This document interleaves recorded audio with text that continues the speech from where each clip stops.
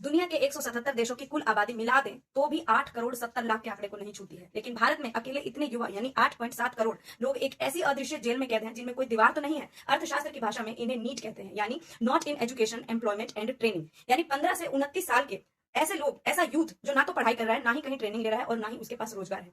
पर सवाल यह है कि दुनिया की सबसे तेजी से बढ़ रही अर्थव्यवस्था में ऐसी नौबत किस प्रकार से आ गई। इसे समझने के लिए हमें 4 दशकों के आर्थिक फैसलों को देखना होगा। इसकी शुरुआत हम 1986 से 1996 के दौर को देखेंगे। राजीव गांधी और नरसिम्हा राव का यह दौर है। 1991 में एलपीजी सुधार जो था उसकी वजह से बंद अर्थव्यवस्था के ताले तोड़े गए और पुरानी फैक्ट्रियां तो बंद हुई, लेकिन इसी दौर में भारत में आईटी सेक्टर और नए मिडिल क्लास की नींव पड़ी। साल आता है 1996 से 2006। इस समय पर अटल बिहारी वाजपेयी और शुरू के यूपीए का समय है। इस समय पर गोल्डन क्वाड्रिलेटरल हाईवे, टेलीकॉम क्रांति और बड़े बड़े इंफ्रास्ट्रक्चर जो थे वो पैर पसारना शुरू कर रहे थे। प्राइवेट सेक्टर में लोगों को बहुत सारे रोजगार के अवसर मिल रहे थे। 2006 से 2016 में जीडीपी की 8 से 9% की ग्रोथ, मनरेगा और आरटीआई के तहत लोगों के वेतन में तो बढ़ोतरी हुई, लेकिन इसी दशक के अंत तक बैंकिंग में एनपीए और पॉलिसी पैरालिसिस एक ऐसे कैंसर को जन्म देता है जिसने सिस्टम को अंदर से खोखला कर दिया।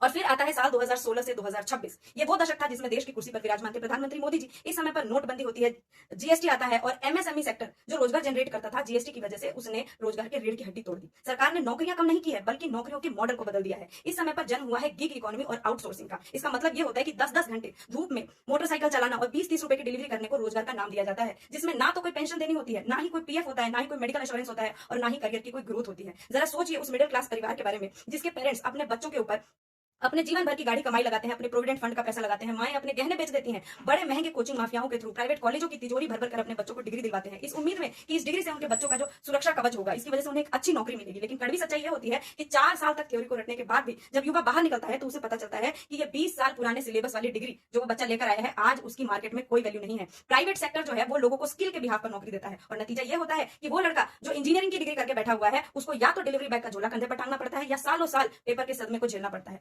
जिस युवा आबादी को देश की सबसे बड़ी ताकत होना चाहिए था, वो एक नीतिगत चूक का शिकार बन गई है।